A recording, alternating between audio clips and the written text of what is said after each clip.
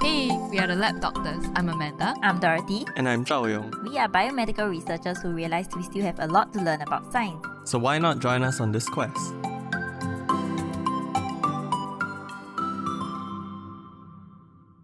Hey everyone, welcome back to the Lab Doctors podcast. So before I get into this week's episode, I have two questions, or actually a lot of questions, but let's start with the first one. What time did you sleep last night? Oh, pretty early for me. It was like 11:30. I was so tired. Okay. Usually it's 12. 10 maybe? Oh, do you get enough sleep? No. I mean, do you feel like you got enough sleep? No, dude. Last time during COVID, what do you call it? Circuit breaker. I could sleep like until lunchtime, wake up for lunch and go back to sleep. So maybe this episode won't be relevant for last night, but I don't know if you guys have ever heard of this. Today we're going to be talking about revenge bedtime procrastination. Have you heard of this term and what do you think it means? No? I haven't heard of the term. What do you think it means? Oh, is it like you slept too much and then you procrastinate to sleep because you feel like you've wasted time sleeping? No. Oh, it just sounds like there's two negatives in that phrase, so I'm a bit confused. That's fine. What is it again? Revenge bedtime procrastination. Revenge bedtime. You are trying to compensate for your... You always say it. You're that? like, oh, you're trying to regain. Yeah, reclaim your day. Yes. Like, because you feel very out of control. Like you keep doing a lot of things that you didn't want to do throughout the day. Yes. Okay, so the term was originated in Chinese social media in 2018. And okay, let me send it to y'all. Like Chinese social media in English. No, so there's Chinese characters, which I sent to y'all because I don't know how to pronounce it. 暴富熬夜. Can you read it? It's 暴富性熬夜, right? Oh, I didn't see the middle word. Somehow. I saw 4 characters. 暴富性熬夜. Yep, so that's for our Mandarin speakers out there, but basically that's the term that was originally coined. And the concept refers to the phenomenon of staying up late at night to reclaim time for themselves or yourselves. So people who exhibit this behavior decide to sacrifice sleep for leisure activities or simply to have some quiet time. And it is often seen as a way for individuals to regain control of their time and assert their autonomy in the face of work and other obligations. Mm-hmm. So it actually gained popularity in China, where a 996 culture is super common. So have you heard of this? 996? You work 9 days a week. Try again. Yeah, I'm trying to think. You work for 9 days a week from 9 to 6. So it's derived from the practice of working from 9 a.m. to 9 p.m. 6 days a week. Oh yeah, that makes more sense. I was like, how do you work from 9 to 9? 9 days a week. No, how do you work? Yeah, 9 days a week. That would be so cruel. So the COVID-19 pandemic was said to also be a culprit for the widespread practice of revenge bedtime procrastination due to the blurring of boundaries between home and office. So what do you think are the behaviors associated with bedtime procrastination? Video game. Phones, social media. TikTok, probably. Oh, Yes, for sure. I mean, not that I use it. Yeah, but so don't use it. Yeah, so those are very common behavior that people choose to do instead of sleeping. And according to the Sleep Foundation, there are 3 factors that are required for a late sleep time to be classified as bedtime procrastination. So the first is a delay in going to sleep that reduces one's total sleep time. The absence of a valid reason for staying up later than intended, such as an external event or underlying illness. And the final one is an awareness that delaying one's bedtime could lead to negative consequences. So the addition of the word revenge here refers to the decision to delay sleep in response to a lack of free time earlier in the day or stress and frustration. Okay, so now that we've talked a bit about like the definition, my next question is, do you experience it? I don't know. I don't think so because I feel like if I ever do it, the reason is valid to me, even if it's to watch Netflix. So, no, I don't partake in it. But I guess, does it reduce your overall sleep time? Yeah, it does. But then must fulfill all 3, right? Yes. Yeah. So the reason is still valid to me. I don't see it as invalid. Right. Okay. Yeah, if I stay up late to watch a certain show or to use my phone, it's not because I didn't have enough time to do that in the day. It's more of like because I want to continue watching the show. It's like I'm addicted to the show. Yeah, something like that. And if I fall asleep halfway watching the show, then I'll be like, okay, that's my body telling me I'm tired, so then I'll go and sleep. Yeah. So I feel like I'm making an active choice to do it, even though I know it's bad for me and I'm not getting enough sleep. I said that we can't relate to you. No. I'm glad because I'm okay. I'm neutral, I guess, because like I always try to regain control at night. But actually the topic for today is more on bedtime procrastination and not revenge bedtime procrastination. So I'm actually very relieved at least that you somewhat experience like procrastinating your bedtime. So maybe not maliciously or like in revenge, but you do like sleep later or you experience insufficient sleep because you're doing something. Just sounds like you have no self-control. Like we all don't. I think it's very relevant, self-control. So I'm glad you brought that up.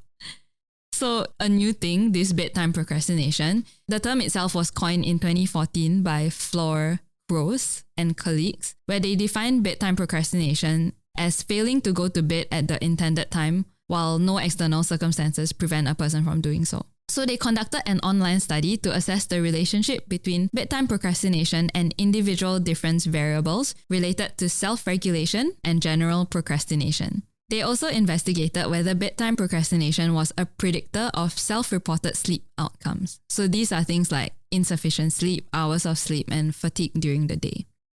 So the questionnaire was administered to 203 participants. Adults? Yes, adults. Because I'm thinking of children and how they always procrastinate bedtime. Oh yes, this is adult participants. And it had several sections, including questions about bedtime procrastination, general procrastination, and sleep patterns. It also had a section on self-regulation where they asked questions about 4 variables, which are self-control, conscientiousness, impulsivity, and action control. So here's what they found. Half of the participants experienced bedtime procrastination, and this was positively correlated with self-reported sleep insufficiency. So basically half of them didn't get enough sleep. So bedtime procrastination was negatively associated with self-regulation. It was also more common in participants who claimed to be night owls or reported high levels of stress. So one interesting thing that they brought up in the discussion is that whilst general procrastination typically involves delaying a task that you don't want to do, in this case, people generally want to go to bed, right? So their speculation is that it's not so much a matter of not wanting to sleep, but rather of not wanting to quit what you are doing. So along the lines of what you said, it's not that you don't want to sleep, it's that you want to continue doing what you want to do. Yeah. Okay, so this is the first paper, I guess, that really connected bedtime procrastination to things like self-regulation or emotional regulation. So just a short note on another study that builds on this self-regulation and willpower theme. Kemphorst and colleagues hypothesized that the cumulative effect of resisting desires is related to bedtime procrastination. So in 218 participants, they found that people who resisted desires throughout the day have a cumulative effect on people's self-controls when it is bedtime. So meaning like if you keep denying yourself throughout the day, so like there's a lot of things that you want to do, but you had to like attend to other obligations or whatnot, then it kind of like weakens your self-control at night. Like even though you know you need to sleep, you don't go to sleep. Yeah, I want to have time for myself and put myself first. So basically, after a day of resisting desires, people are fatigued and may feel entitled to rest and relax as a reward. So we've discussed a bit about bedtime procrastination as being an issue of self-regulation, but not everyone is a proponent of this self-regulation and self-control theme. So which brings us to the final study for today, which is done by this group in Germany, led by Jana Kunel. And the team proposes that it could have something to do with chronotype. What's chronotype? No idea, but it sounds like genotype. It's the type of clock you have in your body. Yeah. Yeah, oh my god, exactly. So chronos is time and typos is type. Together, these words refer to an individual's preferred or natural pattern of timing for sleep and wakefulness. So the concept of chronotype has been further developed and expanded on in fields of sleep research and chronobiology, and it's now commonly used to describe individual differences in sleep timing and circadian rhythms. So the TLDR here is that this refers to whether you are a morning person or a night owl. So a bit of digression, but do you know what's the opposite of night owl? Early bird. No. Apparently not. Day bat. I don't know if you've ever heard of this bird. I don't think so. Day It's just a squirrel. normal person. Morning lark. LARK? Yes, apparently that's some bird. Yeah, it's some bird, but I don't know what bird. Kind of cute. I like lark. Oh, what are larks? Oh my god, I forgot. You know all about wingspan. Let me search how does a lark look like. Sure. It's like a sparrow. Yeah, it just looks like a sparrow. Yep. Okay, so consistent with previous studies, about half of the 108 participants reported experiencing bedtime procrastination. But in contrast, one of their main findings is that participants who identified as evening chronotypes or night owls were more likely to experience bedtime procrastination than participants who identified as morning chronotypes on workdays. Contrast to earlier studies, bedtime procrastination was not related to self-control resources, and they suggest that self-regulation may be particularly challenging for people who prefer staying up late. Okay, so from all this, what we are most likely observing at play here is bedtime procrastination is a multifactorial phenomenon. So one other consistent thing in these studies that should come as no surprise, especially if you've been listening to our podcast, is the negative consequences associated with insufficient sleep. So lack of sleep has a negative impact on memory, decision making, and has also been associated with irritability and difficulties regulating emotion. Besides that, it has been linked to mental health issues like depression and anxiety. And furthermore, sleep deprivation can worsen physical health from heart and metabolic disorders as well as our immune system. So what can we do about it? Do you remember? Like sleeping at the same time, sleeping 7 hours, don't take nap. Oh, right. There was the don't take naps part. What else? Don't drink coffee after like 2. Don't eat too late, is it? Oh yeah, don't drink alcohol before you sleep. What else about your bedtime routine? Don't on the light. Don't exercise. Like, Don't use your phone. The exercise one is, I don't know if you remember, we're like, some people are fine to exercise at night, some people are not. So that one's up to you. I was going to say like an hour before you sleep. Oh yeah, okay. Something like that. So other things include developing a stable routine to use every night to prepare for bed. No. Stopping the use of electronic devices. No. Including cell phones and tablets for at least half an hour and ideally longer before bed. What am I going to do for half an hour without my phone? The best is probably to just stare into space. Yeah. Or read, like an actual book. Use like candlelight. No, but you need light also with an actual book. What? Yeah, but Candlelight.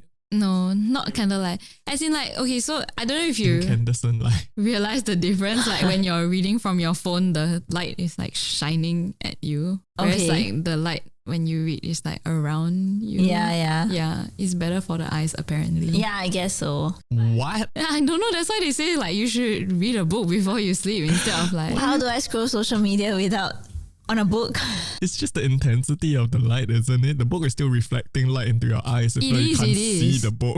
I didn't say it's just not so direct. No and light. I'm just exactly. Don't take this out on me, right? I'm just a messenger. Also, it's still best to stare in the space. Is it the best to stand in space? In the darkness. If starlight glows in in the darkness. Fade into darkness. Okay, so besides that, things that we can ingest. So one suggestion is to snack on nuts, seeds, and pulses, which are sources of the amino acid tryptophan, which helps produce melatonin. So in terms of supplements, you can consider taking vitamin D or magnesium supplements, which we've talked about, and these have been shown to induce sleep. And the final thing is to stay hydrated. Right. So I think my very last question before we wrap up is, did any of this help, or will any of this help with your bedtime routine? I mean, the magnesium help. I feel like after I started taking the multivite, I wake up less in the middle of the night. Oh, that's good. Yeah. I think multivites are magical. Yeah. I mean, I don't feel it, but like I think it's doing something. Yeah. That's great. No, I don't think my sleep routine will change. I just think these researchers just put a name to our problems. Yeah. It feels like a lack of discipline. Yeah. Unless they're going to like say, okay, because of this phenomenon, maybe we're going to adjust everybody's working schedule to fit what kind of chronotype they are. Flexible work timing. Oh, we are going to Yeah. And it's like very weird because like I thought we are supposed to be reacting to the daylight and therefore sleeping at night. You know, like our bodies just... Oh, when they say chronotype is like night chronotype, it doesn't mean don't sleep at night. It just means you sleep later, I think. Because I know someone who chooses not to sleep at night, even though they have to go to work in the morning. Are you sure they're not vampiric? I don't know. It's like they just say they are better at night, and therefore I don't know when they get to sleep, but like on the weekends for sure. But it's tough though, like especially with people who maybe work shifts or like you can't really control that, you know? I guess maybe not so relevant for you guys, but maybe I'll answer my own question since you don't experience. What's the question? Like, did any of this help or will any of this change? Oh, change what I do? Yeah. I think the health thing does change. As in, it's because I realized that at this age, in the last few years, it's like if I don't sleep enough, I will fall sick. So therefore, that is something I want to avoid. So then yes, but everything else, like, nah, I'll just do what I want. Yeah, so more to do with like the sleep aspect and like the physical, I guess, impact of sleep. Yeah. I think for me, it's the shift in mindset that procrastination is more to do with like emotional regulation and recognizing it, because I'm really bad at this. So yeah, I just wanted to remind myself that I need to sleep. And as usual, subscribe to our YouTube channel and follow us on Spotify. A like and a comment would really help us out. You can also follow us on our social media, Instagram, Twitter or Facebook, and feel free to DM us any questions. Alternatively, you can email us at thelabdoctors@gmail.com. We'll post the links in the episode description so you can check that out if you're interested. Thank you. Oh my God. That was not planned. Cool.